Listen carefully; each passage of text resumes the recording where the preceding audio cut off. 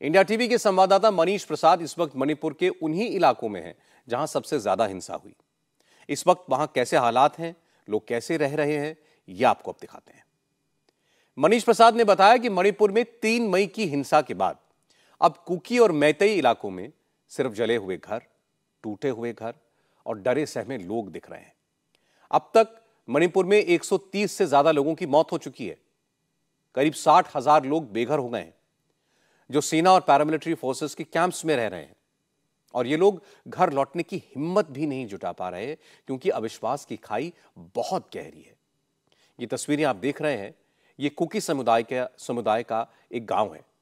इस गांव की कुल आबादी करीब 700 है। गांव में 113 घर थे, उनमें से 67 घर पूरी तरह जला दिए गए या तोड़ दिए गए। आग अब बुझ गई है, लेकिन टूटे फूटे घर, जलाए गए घरों की राख यहां हुई हिंसा और आगजनी की गवाही दे रहे हैं।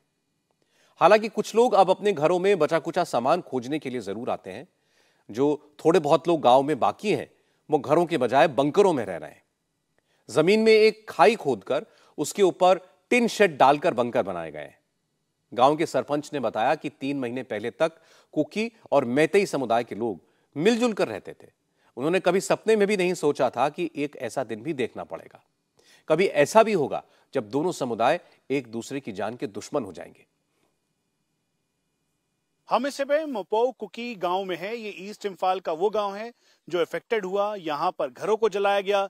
दोनों के बीच जो हिंसक झड़प हुई, उसका असर अब देखने को मिल रहा है। यहाँ तक पहुंचना बेहद मुश्किल था, क्योंकि अलग अलग जगहों पर रास्तों में डायवर्जन है और सिक्योर करने के लिए बॉर्डर सिक्योरिटी फोर्स को तैनात किया गया है।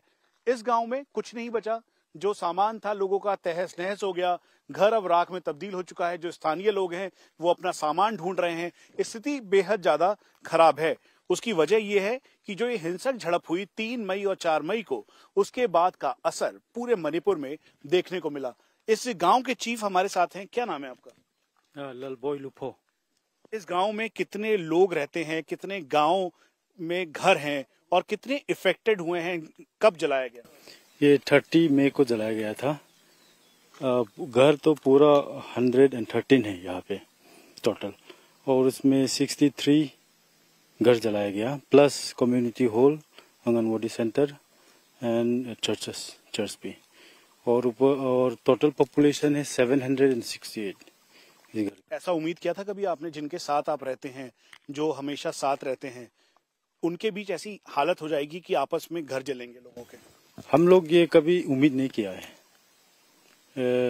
कभी उम्मीद नहीं किया है, और हम लोग का मतलब वायलेंट होने का कभी सोच भी नहीं था। और we never anticipated this kind of violence from our neighboring communities, and because of that we were not even prepared. Also, we were just staying here, and somehow with this neighboring community जो मेटे है, ये लोग 30 मई को आके शाम afternoon में उसमें आके वो जो डंपिंग के रास्ते से आके इसको जलाया था। कैसे बचाया आपने अपने लोगों को? उस टाइम हम लोग वहाँ पे BSF कैंप है, उसके नीचे एक ग्राउंड था, वहाँ पे लड़की और बूढ़ी और बच्चे लोग वहाँ पे शिफ्ट किया था। और लड़का लोग जितना मतलब पहाड़ पे भाग सकता है, उस पे वो लोग सभी भाग गया इमीडिएटली। एंड जितना जो लड़की बूढ़ी और बच्चे हैं वो तो BSF के वो कैंप के पास वही पे। मणिपुर में मैतेई समुदाय की आबादी ज्यादा है। मुख्यमंत्री एन बीरेन सिंह भी मैतेई समुदाय से ही हैं, और राज्य सरकार की मशीनरी में भी मैतेई लोगों का दबदबा है। हालांकि ज्यादातर मैतेई इम्फाल घाटी के मैदानी इलाकों में रहते हैं। कुकी समुदाय के लोग पहाड़ों पर, ऊंची जगहों पर रहते हैं, जंगलों में रहते हैं। मैतेई समुदाय के लोगों को लगता है कि कुकी कभी भी उन पर फिर हमला कर सकते हैं, इसलिए मैतेई समुदाय के लोग अपने गांव की हिफाजत के लिए गांव के बाहर अब बंकर बना चुके हैं, जहां गांव के लोगों की बारी बारी से ड्यूटी लगती है। मैतेई समुदाय के लोग हथियारों के साथ गांव की निगरानी करते हैं। अगर बंकर में कोई ड्यूटी पर नहीं आता तो उस पर जुर्माना लगाया जाता है। मैतेई समुदाय की महिलाएं भी अपने गांव और कस्बों की रखवाली में लगी हुई हैं। मणिपुर में इन महिलाओं को मीरा पाइबी या मशालधारी कहा जाता है। मैतेई समुदाय अपनी रखवाली करने वाली महिलाओं को इमास या मां कहकर इनकी पूजा करता है। महिलाओं के मीरा पाइबी समूह पहले भी मैतेई समुदाय में नशाखोरी और दूसरी बुरी आदतों से नौजवानों को बचाने की जिम्मेदारी निभाते थे, लेकिन हिंसा के बाद से मीरा पाइबी अब मैतेई इलाकों की निगरानी करती हैं, मोर्चे पर तैनात रहती हैं। ये सड़कों पर ड्यूटी करती हैं, जिससे कोई अनजान इंसान उनके इलाके में ना घुसे। क्योंकि अब तक मैतेई और कुकी समुदाय के लोग एक दूसरे के आसपास ही रहते आए हैं और अब एक दूसरे के दुश्मन बन गए हैं, इसलिए कुकी गांवों की तरफ से किसी हमले को रोकने के लिए जगह जगह बंकर में हथियारबंद लोग और मीरा पाइबी समूह की महिलाएं तैनात रहती हैं। हम इस समय इम्फाल ईस्ट में है और मेरे ठीक सामने कोंगकोपी एरिया है। कोंगकोपी एरिया कुकी सेंट्रिक है और यहाँ पर पहाड़ियों के ऊपर जो कुकी पोस्ट है, कुकी लोकेशंस हैं, वो दिखाई दे रही हैं, मचान, और उन्होंने बंकर बना रखा है।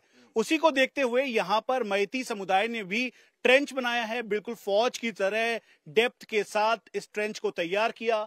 जो इनके पास अपने वेपन्स हैं उसका ये इस्तेमाल कर रहे हैं ताकि ये गार्ड कर सके। वॉकी टॉकी है क्योंकि कम्युनिकेशन बेहद कम है यहाँ पर, और उसी की वजह से इस बात का वो ध्यान रख रहे हैं। साथ में मीरा पाइबीज है। हम आपको ये भी बता दें कि मीरा पाइबी को बिल्कुल एक नॉर्मल फ्लो चार्ट के साथ इनको जो अलग अलग जगहों के मोर्चे को संभालने के लिए दिया जाता है। इनको कहा जाता है कि ये रास्ते को ब्लॉक करे, अगर कोई असम राइफल या फिर सिक्योरिटी फोर्स का आ रहा है उसके साथ अगर कोई दिक्कत है तो तुरंत सभी लोग यहाँ पर आ जाए। क्या नाम है आपका? बला। बला, क्या करती हैं आप? कितने बजे की शिफ्ट है आपकी? कैसे आप जाती हैं वहां पर पूरा एरिया को रोकने के लिए?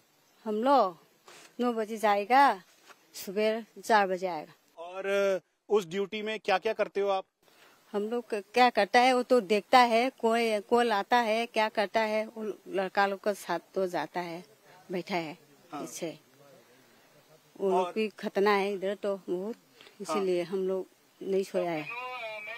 अब आप यहाँ पर देखें तो यहाँ पर वॉकी टॉकी पे बातचीत भी की जा रही है, कम्युनिकेशन किया जा रहा है, कम्युनिकेट किया जा रहा है, बोला जा रहा है और बताया जा रहा है। और वहीं हथियार लेकर वो ठीक सामने की तरफ देख रहे हैं और वो पोजीशन की तरफ देख रहे हैं ताकि यहाँ पर हो सके। ये इस समय की सिचुएशन है। मणिपुर में अब हिंसा की खबर नहीं है, लेकिन माहौल पहले जैसा नहीं है। जिन इलाकों में मैतेई और कुकी समुदाय के लोग मिलजुल कर रहते थे, कुकी मैतेई समुदाय के गांवों में सब्जी, शहद और लकड़ी बेचने आते थे। बदले में मैतेई समुदाय से चावल खरीद कर ले जाते थे।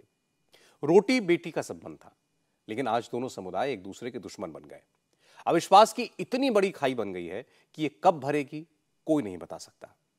मुझे लगता है राजनीतिक दलों को मणिपुर के हालात पर राजनीति करने की बजाय मणिपुर के लोगों के दिलों पर लगे घावों पर मरहम लगाना चाहिए।